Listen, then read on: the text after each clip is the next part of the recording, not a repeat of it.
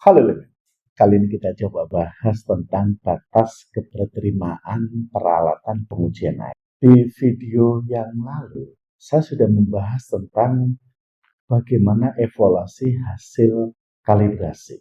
Banyak teman-teman yang bertanya, bagaimana menentukan toleransi atau akurasi. Di video kali ini kita coba bahas tentang bagaimana evaluasi hasil kalibrasi dengan batas keberterimaan yang ada di dalam peralatan pengujian air. Ketika kita lakukan kalibrasi, di dalam sertifikat ada hasil pengukuran, ada koreksi, dan ada ketidakpastian. Koreksi dan ketidakpastian ini kurang dari toleransi atau akurasi atau maksimum permissible error. Dari mana toleransi, akurasi, atau maksimum permissible error ini? Kita coba bahas. Misalkan kita menguji BOD. Di BOD ini ada BOD inkubator. BOD inkubator ini 20 plus minus 1 derajat Celcius. Artinya, toleransi ataupun akurasi ini adalah 1 derajat Celcius. Ketika BOD inkubator ini dilakukan kalibrasi, dan hasil kalibrasi ini menunjukkan ketidakpastian dan koreksinya harus kurang dari 1. Bagaimana kalau hasil koreksi dan ketidakpastian ini lebih dari 1, tapi kurang dari 2? Ini kinerja peralatan diterima, tetapi perbaikan dibutuhkan segera. Karena itu, koreksi hasil kalibrasi diperhitungkan dalam pengujian. Kita coba COD inkubator. COD inkubator ini dinyatakan 150 plus minus 2 derajat Celcius.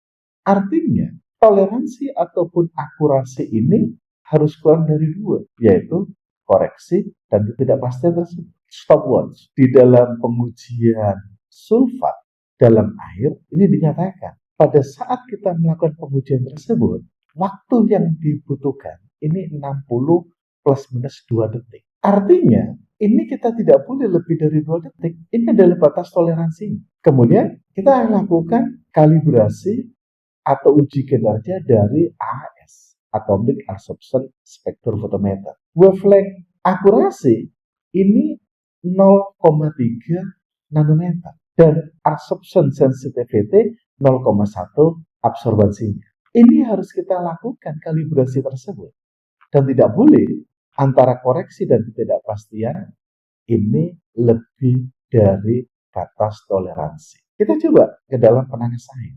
Di dalam pengujian mikrobiologi ini ada pengujian 36 derajat plus minus 2 derajat. Kemudian ada juga 44,5 derajat plus minus 0,2 derajat. Ini yang harus dipenuhi ketika hasil evaluasi kalibrasi harus dilakukan oven. Pada saat kita melakukan pengujian TSS, ini 104 plus minus 1 derajat. Artinya apa? 103 sampai 105 derajat Celcius. Ini adalah 1 derajat toleransi atau akurasinya. Dan pada saat kita melakukan pengujian TDS, total dissolved solid, ini 180 plus minus 2 derajat Celcius. Jadi, akurasi ataupun toleransinya untuk TDS ini adalah 2 derajat Celcius. Overnya 1, tapi berbeda di dalam suatu pengujian. Termometer yang memiliki kapasitas 100 derajat Celcius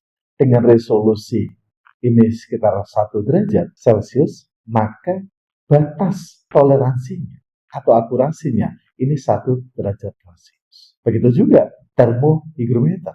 Ini dinyatakan suhu mempunyai toleransi plus minus 1 derajat Celcius dan kelembapan plus minus 3 derajat Celcius. Pada spektrofotometer UV vis, ini daerah UV ini 1 nanometer, tapi daerah visible ini 3 nanometer. Dan untuk pH meter ini akurasinya plus minus 0,05.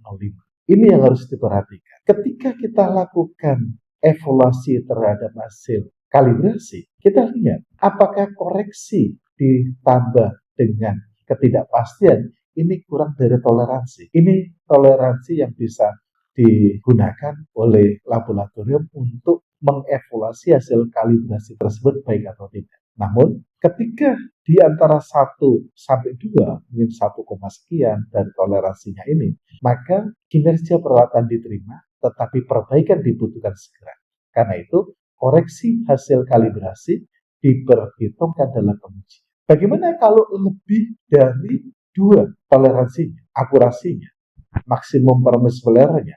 Alat tersebut meskipun sudah dikalibrasi tidak boleh digunakan karena dalam keadaan alat itu rusak. Bagi teman-teman yang ada pertanyaan, silakan di komentar YouTube saya. Terima kasih.